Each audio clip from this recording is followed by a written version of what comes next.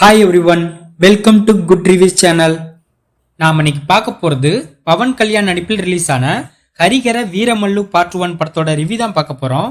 இந்த படத்தோட கதை என்னன்னா, படத்தோட ஹீரோ பவன் கல்யாண் பணக்காரங்க கிட்ட இருக்கிற பொருட்களை திருடி ஏழைங்களுக்கு கொடுக்காரு.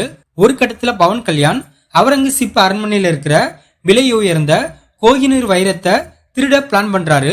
இதுக்காக குறிப்பிட்ட நபர்களை கூப்பிட்டு அந்த இடத்துக்கு போறாரு. அப்படி அங்க போகும்போது ஹீரோவுக்கு என்னென்ன ப்ராப்ளம் நடந்துச்சு, அந்த ப்ராப்ளத்தை எப்படி சால்வ் பண்ணாரு, உண்மையிலே ஹீரோ யாரு, அவரோட பிளாஷ்பேக் ஸ்டோரி என்ன, இது எல்லாத்துக்குமான விடைதான் இந்த படத்தோட கதை. இந்த படத்தோட பிளஸ் படத்தோட ஆர்ட் டைரக்ஷன் ஒர்க் பரவலாம இருக்கு. படத்துல உள்ள சில சண்டை காட்சிகள் அதிரடியா இருக்கு. படத்தோட மியூசிக் படத்துக்கு பக்கபலமா இருக்கு. படத்தோட ஹீரோ பவன் கல்யாண் ஒரு நீட்டான பெர்ஃபார்மன்ஸ் வெளிப்படுத்திருக்காரு.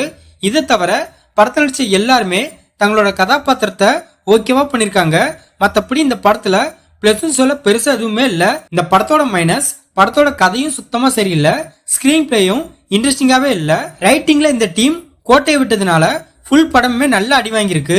படத்துல பவன் கல்யாணுக்குன்னு மாஸ் சீன்ஸ், பில்டப் சீன்ஸ் இருக்கு. அது எதுவுமே கூஸ்பம்ஸாவே இல்ல.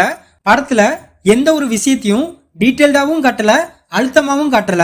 அதனாலயே படம் நம்மளை எங்கேயுமே கனெக்ட் பண்ணல. அதே மாதிரி படத்துல லாஜிக் எங்க இருக்குன்னு தான் தேட வேண்டியதா இருக்கு. பவன் கல்யாண் ஒரு ஆளு அசால்ட்டா 50 பேரை அடிக்காரு.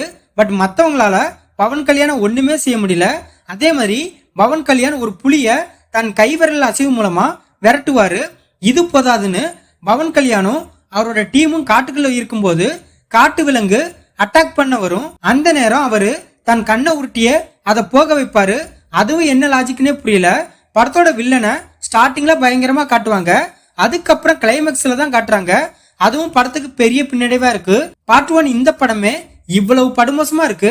இந்த லட்சணத்துல இவங்க பார்ட் 2க்கு வேற பிளான் போடுறாங்க. அது எப்படி இருக்குன்னு நினைச்சு பார்த்தாலே பயமா தான் இருக்கு. படத்துல உள்ள லவ் போர்ஷனும் சுத்தமா ஒர்க் அவுட் ஆகல.